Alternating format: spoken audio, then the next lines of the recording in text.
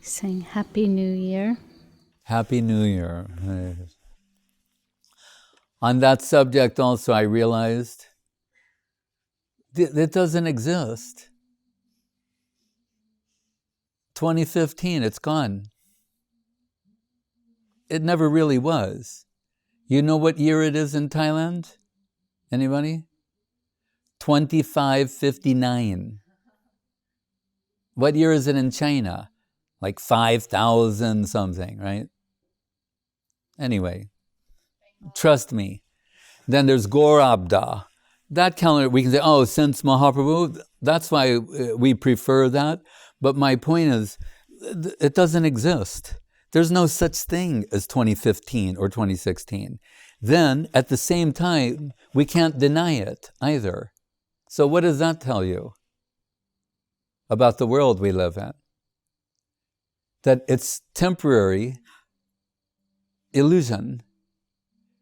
All this is a consensus of deluded people. That's what existence is. That's what the world. Just we agree that we're all deluded on certain things together.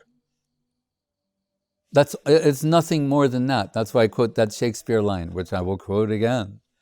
You know, I say, out, out, brief candle, 2015 is gone. Out, out, brief candle, life's but a walking shadow.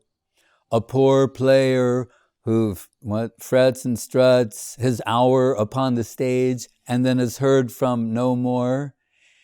A tale told by an idiot, full of sound and fury, signifying nothing. That's my New Year's offering. Happy, happy, happy New Year. Another year of delusion. Let it not be. Like once Mahayogi Maharaj, his birthday came. And he just has a particular karma. Anyway, sometimes people like to give some humorous card. Probably not a good idea. Then he gets these different cards, and one of them says on the front, well, another year shot to hell. But then you open it up and it said something, like he goes, gee, is it that bad? But that's what Guru Maharaj says actually. Every day we should wake up like, oh, the Amar Jivana, the device of Saraswati Thakur, beat your mind with a broom, a shoe, whatever's available. And saying, what have I done? I'm wasting my life, wasting my time. I should be serving Guru and Vaishnava. Let me not, this is what you say in the morning, let me not waste another day. Today, let me do something in service to Guru and Vaishnava. So that's a better thing. Of course, we're praising the devotees for the service they've done in the last year because that's real. It's actually real and substantial. So we appreciate that. And it's good that we express some appreciation for that. I hope everyone understands that how much I appreciate this, what we're doing right now, beauty over power, all the devotees, what you're doing, and then the distribution and everything.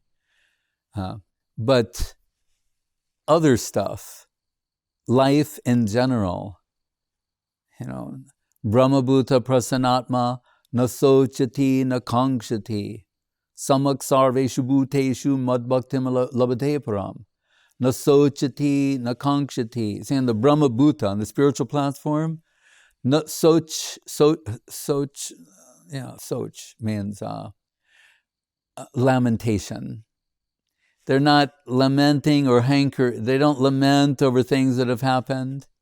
They're not hankering for anything mundane, right? So there's always and only the eternal present. That is my point.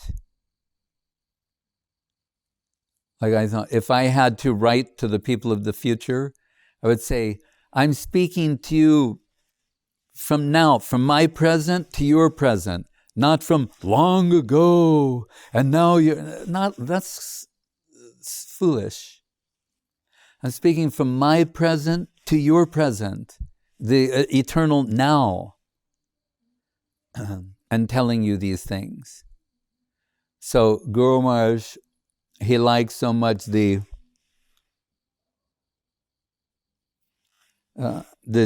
poetry.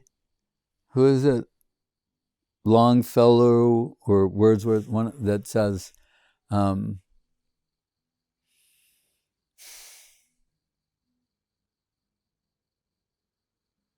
trust,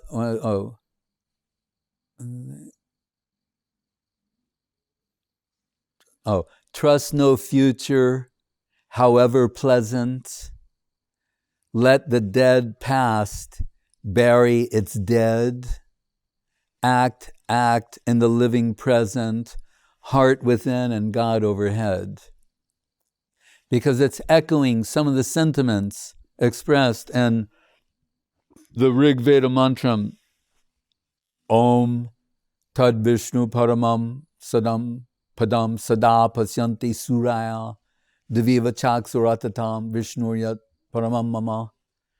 Brahmins, before they do anything, they're saying, the lotus feet of the Lord, they're like sun shining, like the way the sun shines and illumines everything.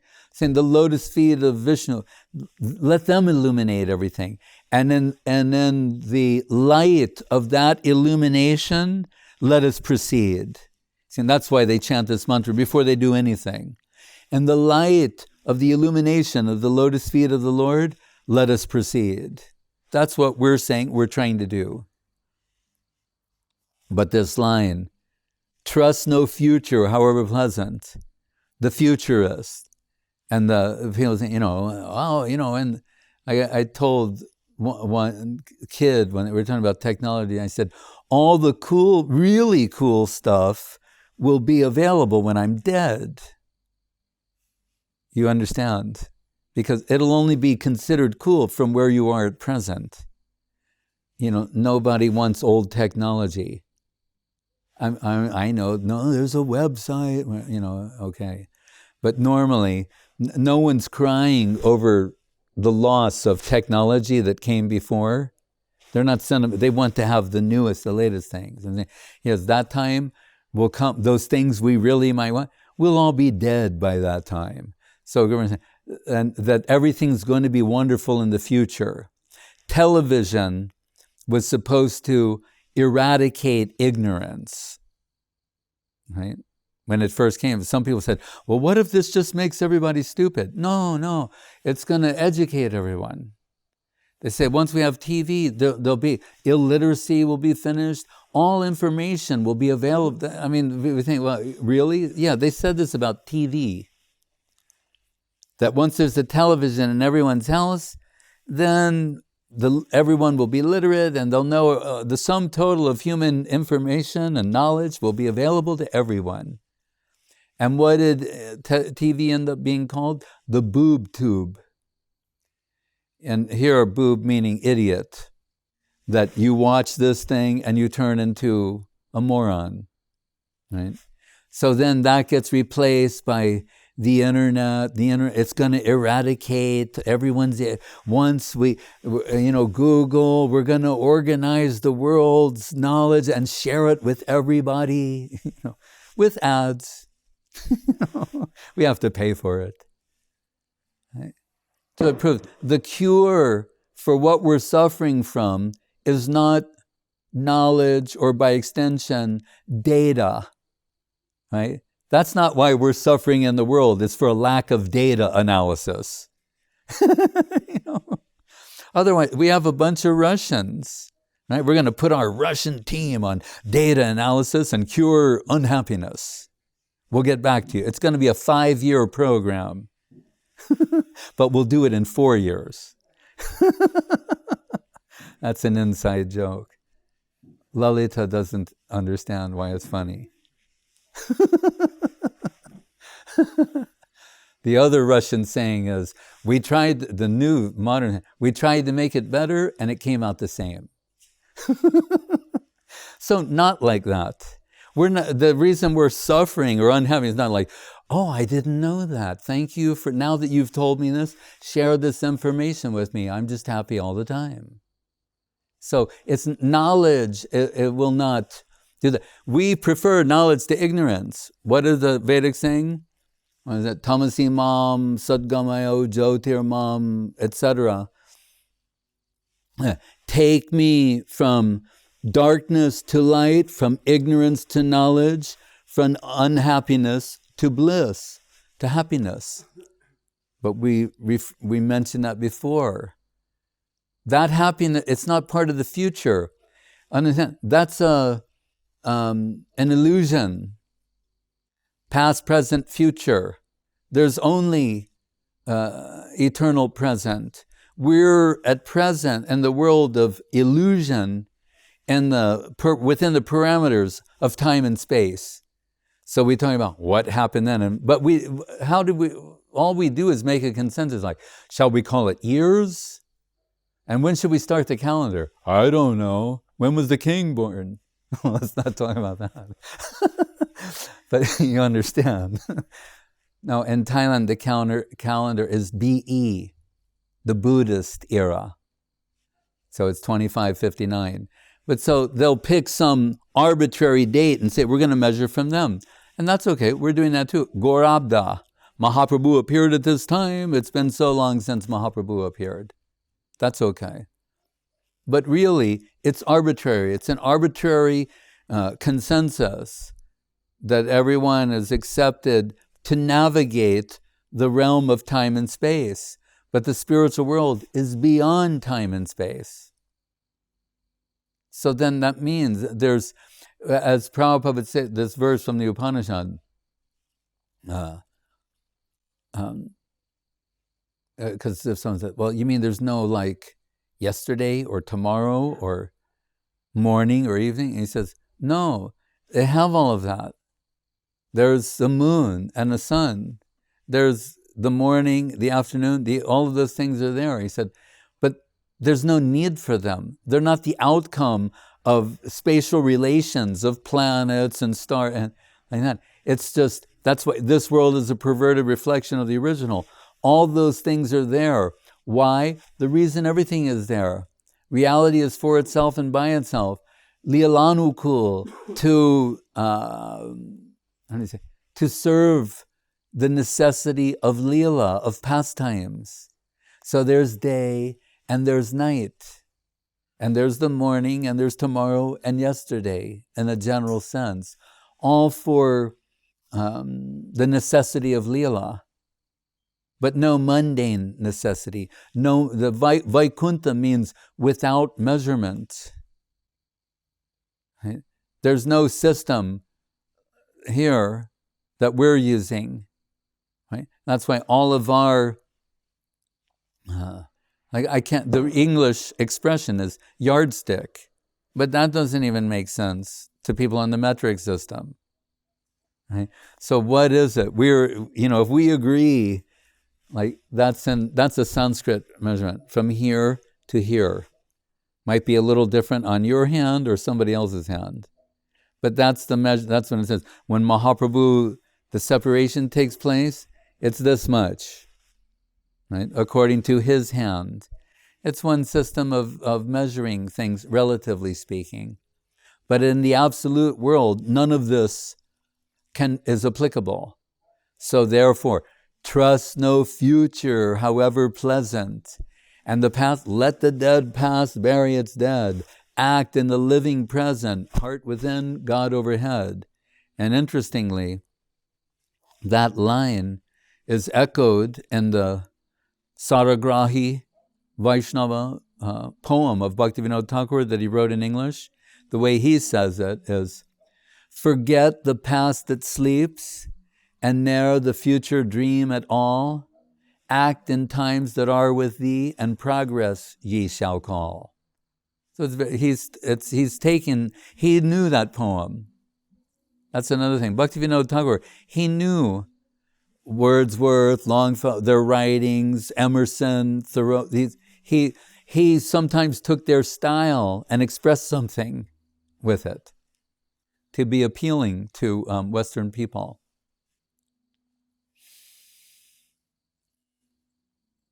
So those are some of the things we're thinking about in the year-end summary. And memento mori. The other thing, I mean, I hate to say this, but I feel almost duty-bound to say it. How many days before the first disaster appears on the calendar? Guaranteed. Right? Ahani bhutani gachanti Yamalayam Shesha Stavra Icchanti Kim Astarja Atakpuram. Yudhisthira telling Yamaraj, answering him, saying, what's the most astonishing thing in the world? Although everyone before us has died, they always have these year-end summary, like, famous people who died in 2015. And you go, wow. Then, so he's saying, although everyone died before us, as I told you, you can Google it. They, according to their calculation, they say 110 billion human beings have lived. That means we're living on a graveyard, right? Because there's 7 billion now. It means over 100 billion have died, scattered around the world that we live in. So we're living in a graveyard. Remember the person said, should I go to the hospice and watch the, dying people? I'm saying, you're living in a graveyard already, no need, right? Look at the paper, the news, how many people will die, took too much intoxication, woke up dead, as they say. So that is there. So he said, the most astonishing thing, everyone before us has died around us. Every day we hear reports of this. And certainly, inevitably, we will also die. The Guru said that it's cowardice to not deal with the problem of mortality. Right? When the West, they try to get nostalgic at this time with Auld Lang Syne, his old Scottish poem, song, modified by Robert Burns. When they say, should old acquaintance be forgot and never brought to mind, blah, blah, blah, blah, blah, Auld Lang Syne, like remembering, and what the spiritual telling you, and not only spiritual, but the poets, and forget it. It's a waste of time. It's not relevant to you. It's only relevant if you understand, as they're dead, you'll also be dead. That you should understand. Don't just sit around. And when my uncle died, and they're Irish people, they sit around, and the person, and they start telling stories, and some of them are very funny, and and my uncle's lying there dead, and my father and his brothers, and we're around, and then they start telling these funny stories. My father said, when everyone's laughing, he said, if he knew what fun we were having, he would have never died. But I think, well, I guess that wasn't a choice. So if you're going to remember these people, remember, they're dead, you'll also be dead, I'll be dead, we'll all be dead. That's what the future is. It's not this wonderful march into the future where all disease will be, eradicated and people will live forever. I mean, really, who wants to be like, you're 200 years old, right? And they say, well, I'm dating a woman who's 150. Right? That's probably not a good idea. So the idea that you're going to live, beyond 100, 150, 200, forever, for what?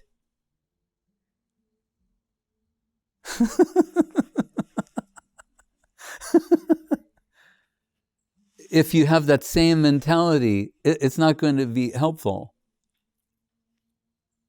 When this mafioso was sentenced to like 400 years in jail, and he seemed to, and they said, how do you plead? He said, guilty. And they said, why are you pleading guilty? He said, because I am guilty. And the judge said, aren't you concerned about going to jail for 300 or 400 years? He said, well, I wouldn't be if I was a redwood tree. Redwood tree lives for like 5,000 years. So, but since I'm not a redwood tree, yeah, that's a long time, right? You're not going to make that. So this wonderful future It's not going to happen. There will always be janma, mrityu, jara, vyadi. Right? Back to out, breathe, candle. It doesn't matter how long it is, whether it's for 5 hours, 5 months, 50 years, or even 500 years. Out, breathe, candle. Life's but a walking shadow. You're living in the shadow world. There's no substance here. And this whole big play, the fretting on his hour on the stage, back and forth, it's nothing. Those 100 billion, we don't know them. Right? Few people, you can go back in history, oh, this person was, a handful. And they're also dead and gone. Right? Trust no future, however pleasant. So, right, act in the living present, heart within, God overhead.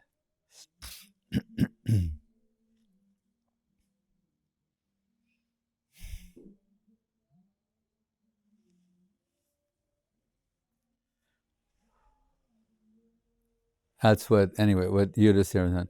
So everyone before us died, around us everyone's dying, certainly we'll all die, but we're thinking that we won't die. That's ascharya, means astonishing. That's the problem. So Guru Maharaj said, it's cowardice not to deal with mortality. Shrinvantu Vrishe Amritasya Putra. They're saying, Veda's message, they're saying, no, you're children of the nectar world, the immortal world. Don't buy into this temporary, mundane identity. Shudra, we're talking about nasochati and akanksati.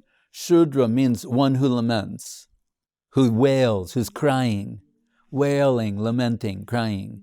Guru said, why? Who is a Shudra? From this point of view, he said, one who accepts this world and your life in this world as all in all, that's a Shudra. And they will ultimately reach the crying position. Because this world and your temporary identity in it have an expiration date. So Brahmins have always been those who can see beyond what is temporal, see the spiritual aspects of things. That's general spiritual culture. And then Krishna conception is realizing what you could seek in this world in terms of love, relationship, beauty, charm, love, affection, sweetness. The real possibility for that expression is in the permanent, eternal world, a life of love with Krishna. We'll conclude. The Vishwam Purna Sukhayate. Hare Krishna.